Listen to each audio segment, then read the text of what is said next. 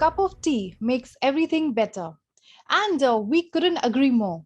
So grab your cup of chai and get ready for this engaging episode of the Economic Times Cutting Chai Stories, brought to you by ET Edge. In these cutting chai conversations, we have a discussion with our guests around the areas of their early life, education and training, business sense, skills augmentation, and work life balance. This is your host Deepthi Diwan, and our guest speaker today is Mr. Ramkumar Venkatesan, Senior Vice President of Engineering at Cash Free Payments. Well, Ramkumar, over the course of his career, has led product engineering teams for tech driven companies in many industries. He comes with more than 2 decades of experience in ad tech, big data, e commerce, and database technologies in the US and Indian markets. He has extensive experience in conceptualizing and implementing quality in engineering and tech processes and teams that are in a hyper growth phase. Previously, he has successfully led teams at Givox, MIQ, Informatica, Yahoo, and Oracle. At Cashfree, he is currently spearheading the next phase of tech stack and product innovation. Let me quote what his peers have to say about him. One of his colleagues says, and I quote, Ramkumar is an engineering asset to any organization. He's a team player and a great leader. Most importantly, he lives up to his commitments and he can be depended upon. Well, a very warm welcome, Ramkumar. We are very delighted to have you here. Thank you, Deepthi. Very, very glad to be here. Thanks for the opportunity. Well, thank you once again for joining us here. All right, let's kickstart this conversation. Let's start by talking about your early life, the foundation years. We'd like to know about your parents, your siblings, friends, etc., your early days while you were growing up. So please tell us about that. Sure. Yeah, I'm born and brought up in Madurai. It's also known as the Temple City. First 18 years there and all in the same school. It's called Vikasa. And now I've been in Bangalore 14 years. So I'm now getting as close to being a Bangalorean as from Madurai. Have two elder sisters, right? All of us grew up in that nice Temple City, right? It's a small town experience that you grew up with, and the same school, entire 14 years spent there. A lot of friends. We are still on WhatsApp groups after 30 plus years of graduating from the school. Very tight knit classmate group is also still going strong. Wow. And would you like to tell us about your growing up years? How were you like as a child, your schooling days, and any particular instances that you recall during your school days or while you were growing up as a child? Yeah. I was a very, very carefree growing up, right? So the school was also very, very supportive of this. I think our school was way ahead of its times in the flexibility that it gave us. Our school was, we had interest periods, right? So not many are exposed to that even today. Every day we'll have a sports period and we'll have an interest period, and the interest covers things like carpentry, painting, embroidery. When cookery, I've dabbled my hands with cookery, which has helped me later on in my bachelor life to be self-sustaining. And we never had exams until the 9th final exam, right? So that was sort of unheard of at that time. It was all regular classes and tests that we did. And we had the first exam that I actually wrote was the 9th final, right? So it was a very nice, lovely, happy schooling that we had. And growing up, right? So my mother sort of has instilled that ethics and integrity is sort of very, very important, right? So one thing that I remember is the only time that I maybe got a beating as a child was when I didn't speak the truth, right? For nothing else had been taken up to task. And that again sort of instills no matter what, right? It's simpler and easier to speak the truth. And from my father, I think one of the things that I learned was he does his things and he's not sort of perturbed by what other people think of him, right? So he's like that lotus leaf where the water doesn't stick on it. He does his thing, what he feels right, and keeps moving on. And that was again a nice learning as I grew up. Yeah. Wow, well, you shared so much, and I'm sure viewers would love to listen to this. Every viewer of ours who looks up to you as a leader will get inspired by these. So you mentioned that you had a fairly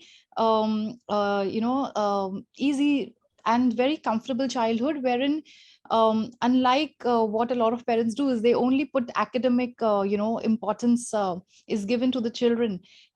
Your school and your surroundings, your environment encouraged you to have an overall personality development. I think that has gone a long way in shaping the kind of person that you are, and also the early lessons from your parents that you learned about doing what you feel is right and not getting perturbed, like you said, about others. So, some great learnings there in your foundation years. Moving on to your college years, any instances from your college days that you recall that have helped you become the person or have had any positive impact on you? Yeah, yeah. So at that time, it didn't have that much of an impact, but in hindsight, I think subconsciously it has helped me sort of significantly, right?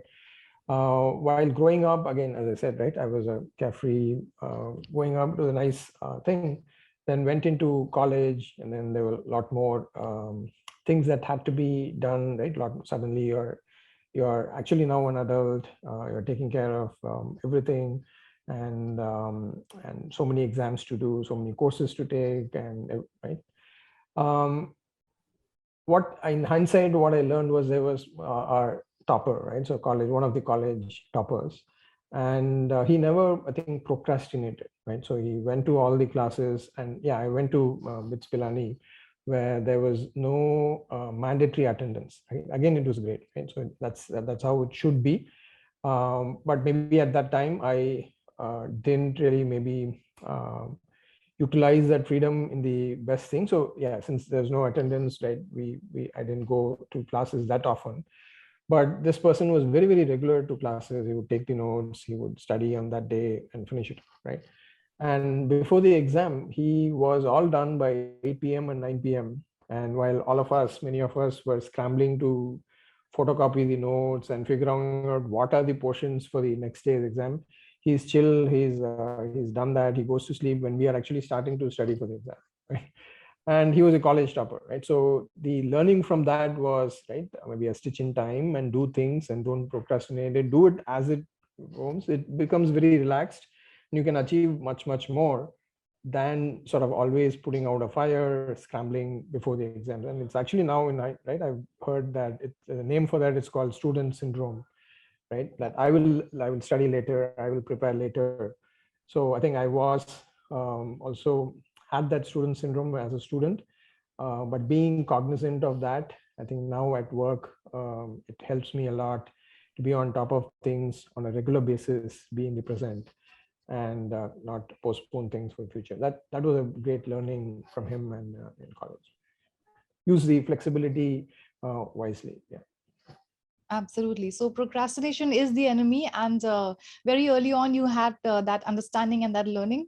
So that's great there. Now, coming to your professional life, your career, like I said, our viewers really follow you and look up to you, and perhaps want to follow your path.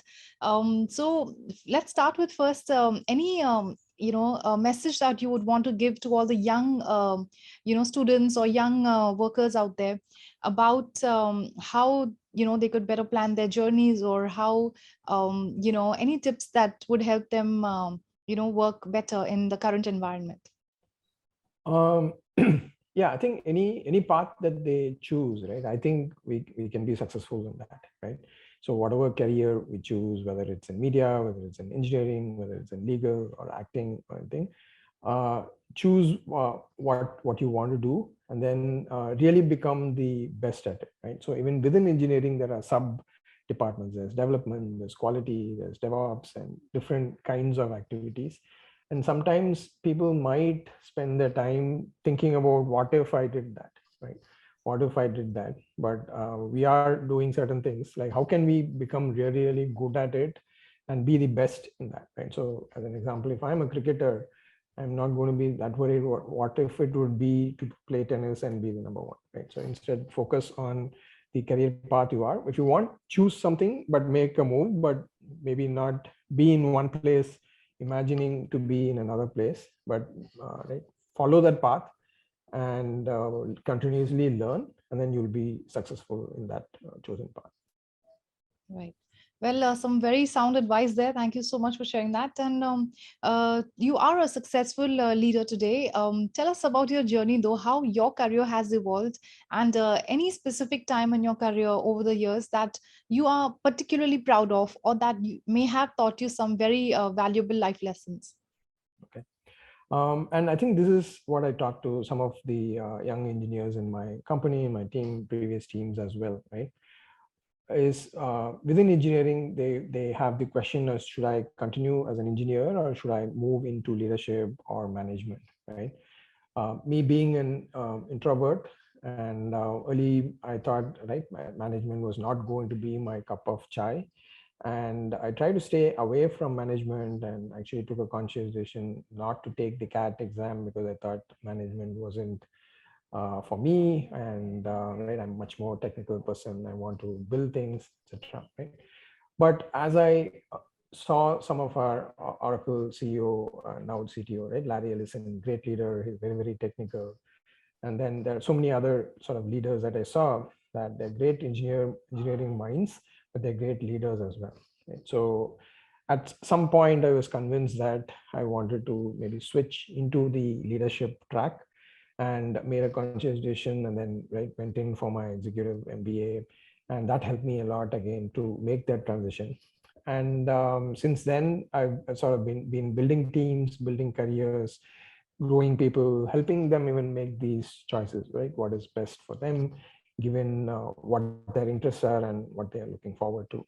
So I think that transition that I made consciously, after initially thinking that I didn't want to get into leadership, and then making that transition and then growing in that, is something that worked out well. And we that is a need of the hour in India as well, right? So a lot of product companies are coming out from India. We want to make the Make in India brand shine really, really bright, and take the products to every other country in the world, right? So for that, we need all kinds of people. We need great engineers, but we also need great engineers who want to lead teams and build teams and grow other engineers. Right? So Right. Well, thank you for sharing that for our viewers. And could you tell us about some of the leadership traits that you have, picked up, or that have probably come naturally to you over the years? I think, as I said, right, I think the integrity is something that I keep very, very close to my heart. And I think that is a trait, and that's again, a very valued trait that I've learned afterwards while reading books, that people do look up to integrity as a very, very important trait in their leaders, right? So what you see is what you get. If I say something, or if I don't say something, that should be exactly what the other person also reads into that. And that has helped me a lot, and it keeps life very, very simple. You don't have to be worried about saying one thing and then saying something else, and then thinking about, right, what if that gets out, etc. It uncomplicates life, and it's helped me a lot. The second one is adaptability. Hmm. Things change, right? Over the 20 plus years that I've been working, what I started doing and what I do now, everything has sort of changed, right? Almost everything has changed, from the technologies that we use, how we develop products, how we ship products, etc. Right? So I think being adaptable is very, very important in today's day and age, because we don't know what is going to be coming ahead. So being ready for that, and not being perturbed by change, right? Like a lot of us may have that thing about a comfort zone, right? So maybe sometimes, right, put yourself outside of the comfort zone, take on some risky challenges, and see how well you can perform in that new environment, in that new unknown environment, right? And the more such things that you do, and more adaptable you become, the more resilient we are, right? So that is something that I constantly push myself and encourage my teams to also build. The third one would be trust, right? So without trust, we can't get anything done anywhere, right? Whether it's personal life or at work. So building that trust, and that needs one, integrity. That would be the foundation of building trust, and transparency, right?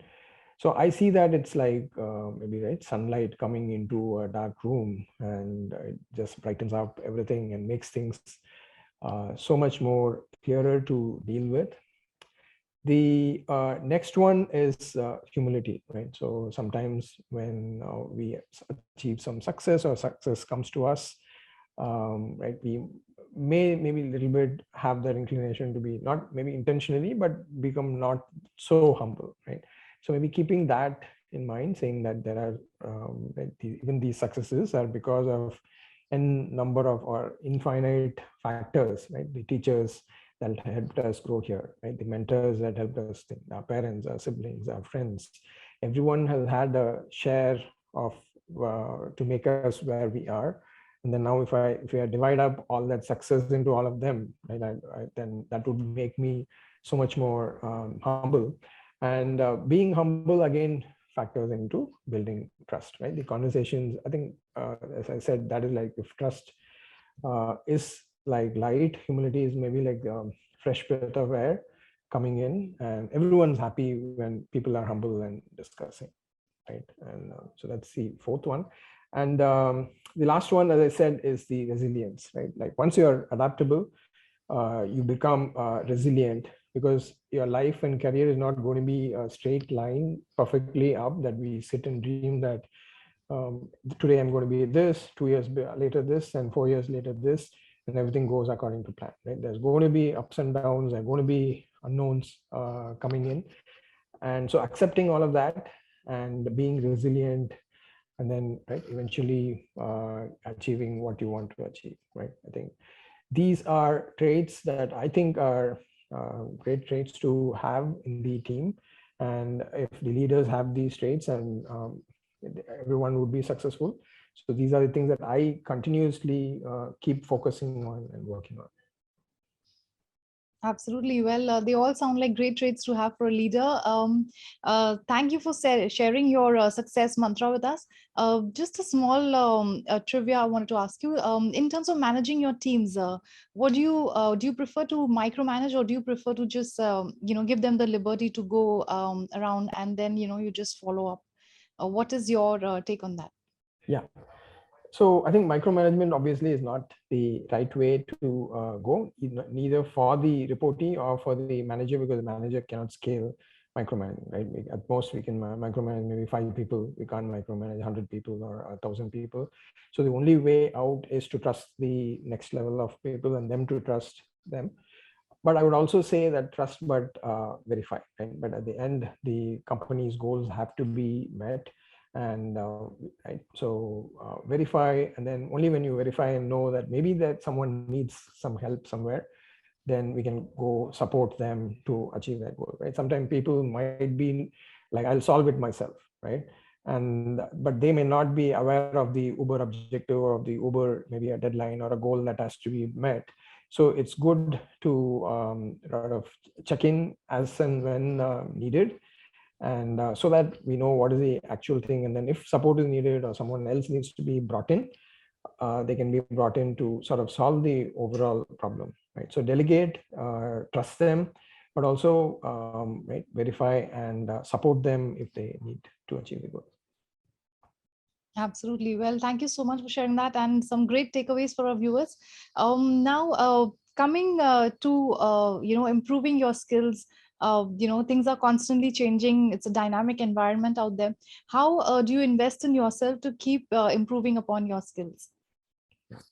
One of my early managers had told me, I asked him on my first day of my job at Yahoo, what piece of advice do you have for me? He said, stay technical, right? You are in the technology industry, right? Whatever you do, you stay technical. That was a great piece of advice that I remember today. And today, there are a lot of online MOOC courses where, right, it's all self-learning, and it's so affordable that and you can learn from the best professors or teachers around the world, right? So I do continuously learn the new technology from using these courses, because, right, to have conversations with all the engineers, we don't want to be looking like a dinosaur who doesn't know the latest technologies. And in Mm. today's rapid change of things, within 2 to 3 years, if you're not updated on latest things, we might become dinosaurs, right? So I do those courses on the technology side. On leadership, I'm right now mostly relying on great books written by sort of great leaders, as well as coaches and professors. So yeah, on these two fronts, I do keep allocating time to make sure that I'm sort of keeping myself abreast of what is happening. Absolutely. Well, thank you so much for sharing that. And coming to your work-life balance, very important, especially post-COVID. We all have seen that it is indeed important and not so difficult to manage work-life balance. Also, our hobbies and interests do need some time, and they do help us in our career as well. So, tell us about your hobbies or interests, and how do you balance your work and life?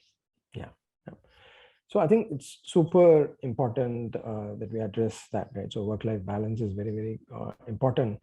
One more thing that maybe as I was reflecting on those words, right? Work-life balance. It appears to be that something needs to be balanced with something else, right? And in general, people might think is right. Work is very, very stressful, and I need to balance it with life, right?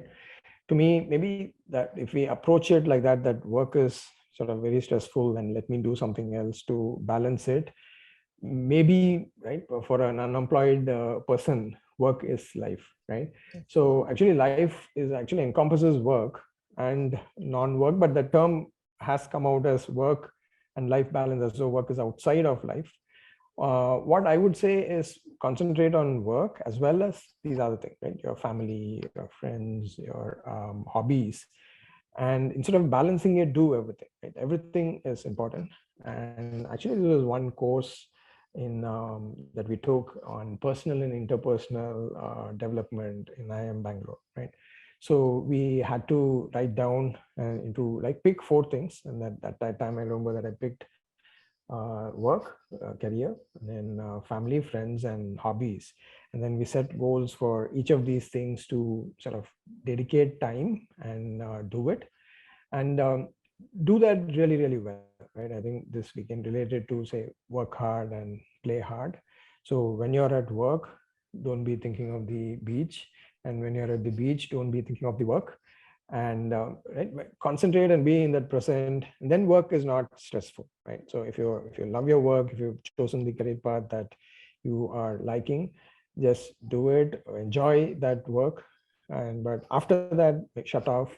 And then when you're doing your hobby, then enjoy that as well, to the core, right? So instead of trying to balance it, enjoy both, and balance, I think, will automatically come.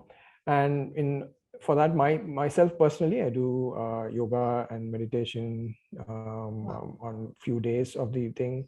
I do running as well to keep the body as well fit. And hobbies include reading books on the things that we talked about, and also philosophy, right? So I think that's maybe last few years I've grown interest in books on philosophy, and I spend quite a bit of time there, and learning new language, etc. Wow, great. That's great. And thank you for sharing that. Like you mentioned, when you're working, be in the moment, be present there and give it your best. And when you're pursuing your interests or hobbies, then give that your best. So, just a small mention, there's a very good book, since you mentioned books by Eckhart Tolle. It's The Power of Now, and resonates exactly with what you just said. Being present in the moment, and that, of course, will ensure a great work life balance. Yeah. Thank you so much for sharing that, and thank you for sharing so many details about your career, about your personal life. We'll now have a light-hearted, fun segment. This is called the rapid fire round, or where we fire some quick fire questions, and you give us quick answers or rapid answers, and that way we get to know you a little bit more. So, are you ready for it? Yeah, yeah. Okay, great. So let's go for it. Which is your favorite city in the world? Madurai, where I was born. Yeah. Okay. And what's your favorite food item? Food item, anything that's light, doesn't make me heavy afterwards. Okay. And ice creams. I love ice creams. Oh, you do? Wow, that's great. And perfect weather for that now. Summers are here. What's your favorite holiday destination? Hawaii, we went to Hawaii and I always remember it. So I think any tropical destination is great. All right. Your favorite hobby? Playing games, so shuttle, tennis. Okay, lovely. What is your preference? Work from home or work from office? I think both, right? Work from home, we get the flexibility, and then work from office, we get to meet all our colleagues. And yeah, I think the hybrid part. All right. An idea that changed your life Um, or idea, any yeah. turning point in Turning your. point, I think, yeah. So I spent my early part of my career in US. I decided to come back to India to be with family, friends, and all that. I think that's been a great decision. Love being back here and all the things that are happening. Yeah, it's great to be part of that. All right. For your physical health, you would choose a sport or gym or yoga. I think you mentioned yoga. You also mentioned. Both sports and yoga. Gym, I get a little bit bored because the scenery doesn't change. These two, yeah, I love both of them. And you like running as well. Running as well, but outside in the park. Yeah. Right. Given a choice, if there was a time machine, would you like to go back in time or visit the future? I now after reading a lot of philosophy, I try not to do both and be in the present as much Present. as possible. But the mind does go into the future. But at least I'm able to control going back to the past. But I would love to be in the present ideally. Very well said there. What makes you happy? A good book, a good film, or good music? Good book and good music. Yeah, both of them. All right. What is your style? Planning your life or going with the flow? Early part of my career, maybe until now, right? I've planned well, and I thought I really planned well and executed most of the things that I wanted to do. But now I feel more and more, as I said, right, there are infinite factors playing in where we are and how we end up there. So I think that today, if you ask me, I'll go with the flow, but not, I'm not saying, right, accept fate and just sit idle, but accept things, right? I would see that, right? Whatever comes, accept it. And hence I would say, yeah, go with the flow. Right. Well, that's great. And finally, cutting chai or cutting chai with economic times. Definitely cutting chai with economic times. It's been sort of great talking to you folks. And thanks, Deepti. Yeah, definitely cutting chai with economic times. Well, absolutely. Thank you so much. And indeed, that was a wonderful chat. Thank you so much, Ramkumar, for joining us and sharing with us about your life, your journey. It has been a pleasure getting to know you. Surely your story will inspire and resonate with many of our viewers who are watching Cutting Chai Stories. Thank you. Thanks for having me. Well, we have with us Mr. Ramkumar Venkatesan, Senior VP Engineering Cash Free Payments. And we also have joining us in this very interesting conversation, Mr. Vikram Mulye, Director, Product Marketing, SMB, India and South Asia at Lenovo India. Well, it's a pleasure to have both of you here in this very interesting conversation. Let's get to discussing and answering some very pertinent questions. So, let me begin by asking Mr. Venkatesan. So, what, according to you, are the top IT challenges that you foresee going forward? The top IT technology challenges, right? So the top IT challenges, I think the building products and technology products are becoming easier with a lot of cloud products such as infrastructure as a service, right? SaaS and all these products make building other products so much easier. So the barrier to entry of new companies into the technology space is getting lower, which is great, right? So which means innovation can happen at a much higher rate, but that is a challenge also, right? Whatever head start maybe some companies have, the other companies can catch up, right? So one of the big challenges, how do we keep continuously innovating and staying ahead of the market, building great products, right? The second thing is a lot of automation is going to come, not just in the technology teams, but across the entire enterprise, right? Whether it's HR, marketing, risk, or finance, or any of these teams is going to be tech enabled, right? So the companies that are going to take that really forward and solve all those things are going to be successful at the end, right? And as tech becomes ubiquitous in all these different departments and different BUs and different functions, the sanctity and the security of the information becomes very, very important, right? So we are getting more and more regulations and all, which is good. But I think that's a very key challenge that has to be sorted, right? The customers are trusting their data with us, and that has to be kept very, very sacrosanct and safe, not fall into the wrong hands, whether insiders or outsiders. So security is very important. The lastly, I think the challenge for across maybe the tech industry is, as more and more tech comes and it's more and more easy to build tech products, there is the what is the effect on the earth as well, right? So how do we make all our things more green, right? Consume the less energy where possible, and right, we all know about the patterns that are happening in the climate change, and how can we not tech add to that problem, but how can tech solve that, right? So I think all these things are going to be key challenges for IT and tech. Indeed. Well, thank you for highlighting those some very pertinent and very important, crucial challenges that we are facing, and hopefully we find solutions to soon. Thank you so much. And now I'd like to turn to Mr. Vikram Mulye. So, what about you? What, according to you, are the major IT challenges going forward? Sure. Thanks, Dipti, for having me, and thanks for that question. What I'll do is I'll pick up from what Mr. Ramkumar said. I think I could relate to it as a Lenovo perspective, as an IT enabler.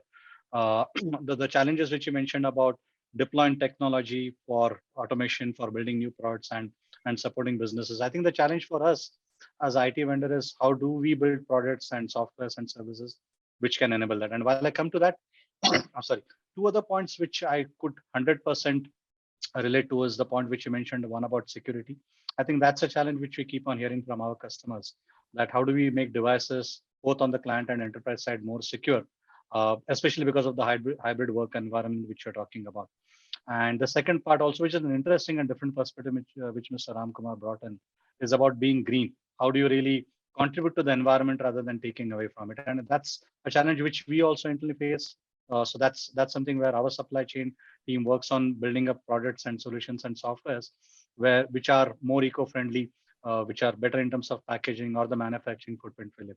But on the first point also, I think from a pure device perspective, it's clearly about having better and more mobile devices which can be remotely managed. I think that's something where we are enabling our customers with. And the other thing is from the infrastructure group, which is also part of Lenovo. How do we really build enterprise infrastructure which can help our customers deploy their business softwares, or automate their businesses faster? Those are the challenges or those are the changes, I would say, which we are seeing in the next few years.